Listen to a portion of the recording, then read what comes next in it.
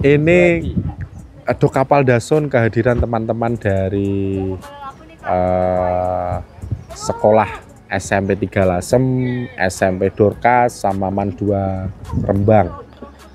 Mereka melakukan ekskursi atau kunjungan lapangan di Lasem. Tadi ada di Museum Islam Nusantara di Kelenteng Cuankyong, kemudian berakhir di Dasun. Nah, kali ini kita ke situs Dok Kapal, kemudian setelah itu kita lanjutkan ke Pantai Dasun. Oke guys, ini kegiatan yang baik, mungkin bisa contoh bagi guru-guru sejarah yang ada di Lasem maupun Rembang, bahwa sumber-sumber sejarah, pembelajaran sejarah itu di Lasem itu sangat banyak. Dan asik kayaknya kalau anak-anak tidak hanya di dalam kelas tetapi bisa di luar kelas. Salah satu contohnya di situs Dok Kapal, Kelenteng, rumah-rumah kuno, dan lain sebagainya.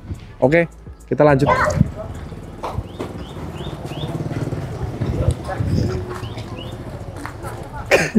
Saru, bar ngopi bos. Salaman sih. Salaman sih. Akalan. Monggo.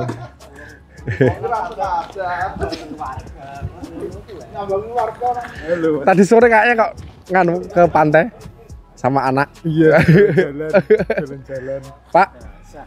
Iya, Pak. Bagaimana jalan? Gebol, Pak, gebol. Jalannya kok bagaimana siut? Boyman ciut. Kan di SS Sampai 3. foto yang ada. Turun nggak apa-apa kok, aman. Turun aja nggak apa-apa. Turun. Nah.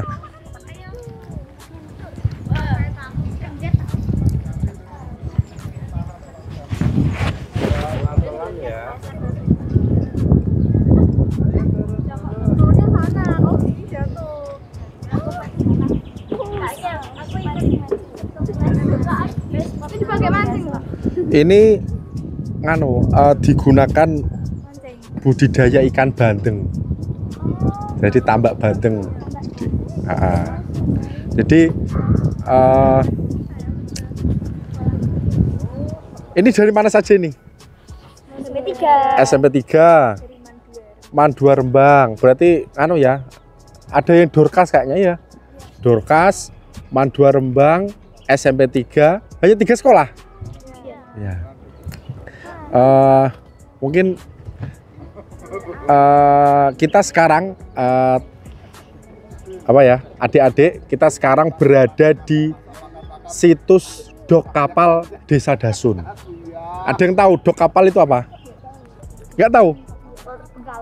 Dok Kapal itu adalah tempat untuk membuat dan memperbaiki kapal. Ya, di sini. Jadi ya di sini ini kan ada tembok yang mengelilingi tempat ini toh. Ini dulu itu sebagai tempat pembuatan kapal dan perbaikan kapal. Kalau di Dok Kapal ini biasanya itu kapal-kapal dari besi. Jadi Dok Kapal ini itu dulu aktif pada masa kolonial Belanda, zaman Belanda. Jadi sebelum Indonesia merdeka, di sini itu satu dari 3 dok kapal yang ada di Desa Dasun. Jadi ada 3 sebenarnya, tidak hanya sini saja. Ini yang tengah, yang di sebelah sana itu yang pinggir, sana juga yang pinggir. Ini yang tengah, buatan Belanda. Jadi Sungai Lasem itu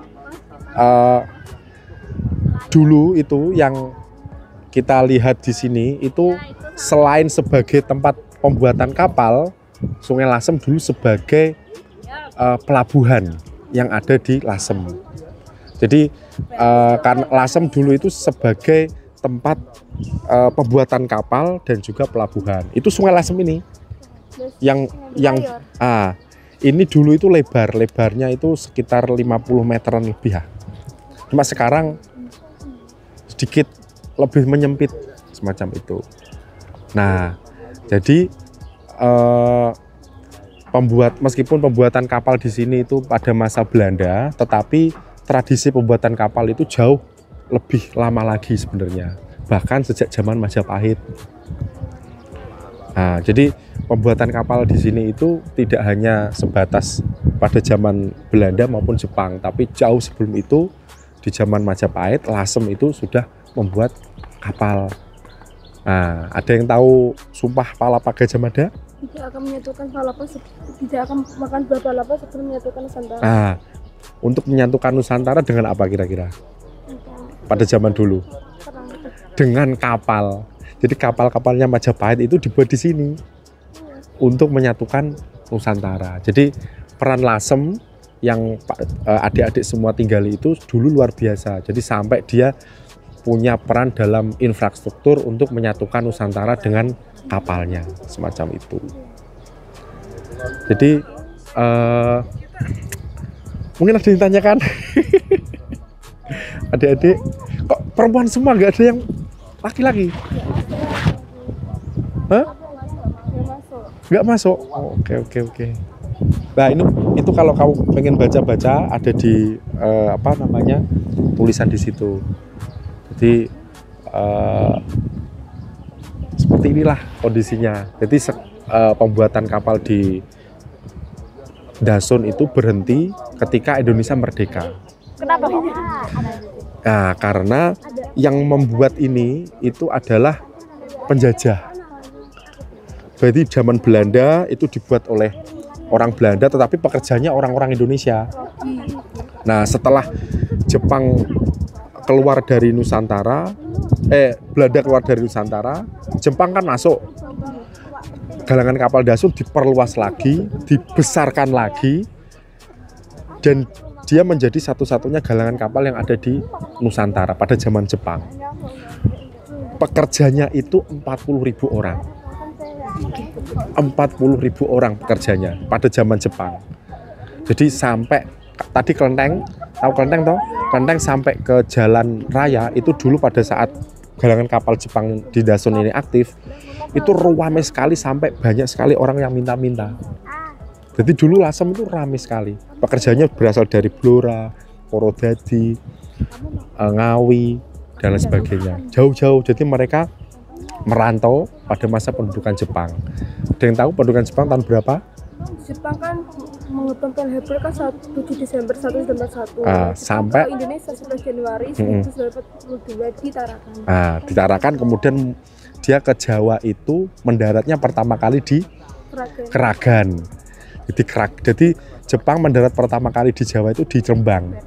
Kemudian dia tahu bahwa di sini ada tempat pembuatan kapal, dia kemudian mengusir orang-orang yang bekerja di sini atau orang yang memiliki tempat pembuatan kapal di sini. Kemudian galangan kapal ini dibuat lebih besar lagi oleh Jepang. Tujuannya untuk apa? Untuk kapal-kapal penyuplai bahan makanan. Jadi mereka kan perang melawan Amerika toh, di perang Asia Pasifik.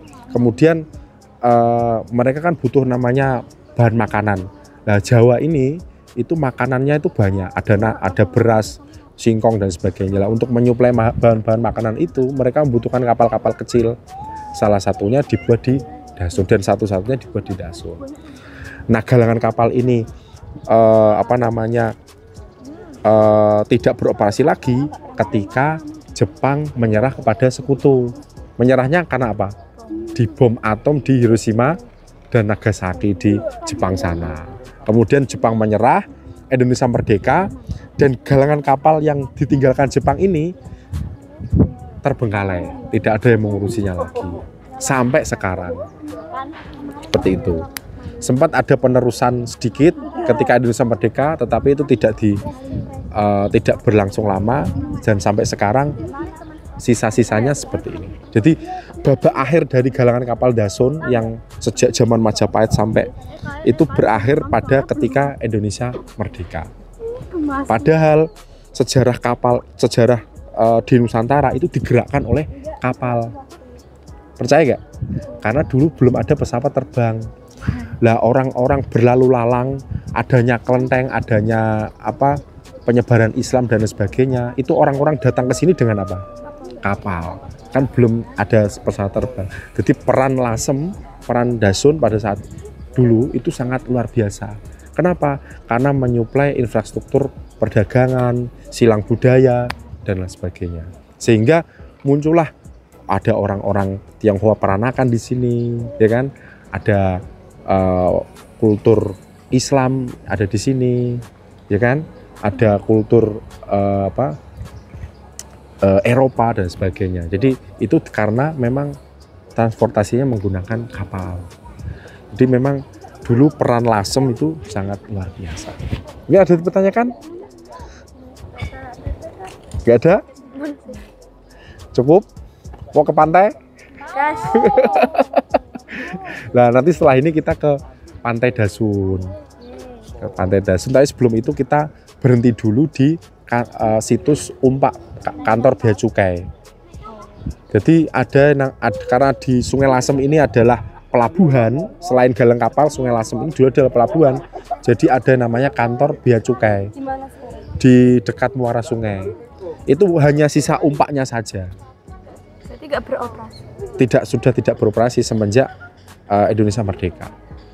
Hanya umpaknya, pondasinya saja kelihatan. Lanjut. Jadi seperti itulah. Jadi memang Lasem itu sebenarnya punya peran penting dalam sejarah Indonesia, terutama dia membuat kapal yang menyebar di seluruh Nusantara. Oke, mau lanjut? Lanjut di Umpak, setelah itu bisa di Pantai Dasun.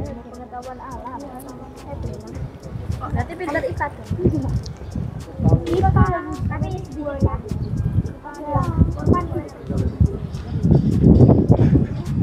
Keneng di mau. Ini ada kapal Dasun, kehadiran teman-teman dari sekolah SMP 3 Lasem, SMP Dorcas, sama MAN 2 Rembang. Mereka melakukan ekskursi atau kunjungan lapangan di Lasem. Tadi ada di Museum Islam Nusantara di Kelenteng Cuankyong, kemudian berakhir di Dasun. Nah, kali ini kita ke situs dok kapal, kemudian setelah itu kita lanjutkan ke Pantai Dasun. Oke guys, ini kegiatan yang baik, mungkin bisa contoh bagi guru-guru sejarah yang ada di Lasem maupun Rembang, bahwa sumber-sumber sejarah, pembelajaran sejarah itu di Lasem itu sangat banyak. Dan asik kayaknya kalau anak-anak tidak hanya di dalam kelas, tetapi bisa di luar kelas. Salah satu contohnya di situs dok kapal, kelenteng, rumah-rumah kuno, dan lain sebagainya. Oke, kita lanjut ke pantai. Ya kawan dari orang moro. Ayo, satu waktu metu kabeh. Jam 10 ternyata jam 10 wis hilang masih. Iki ngono ayo ceprot-ceprotan kok seneng. Yo yo.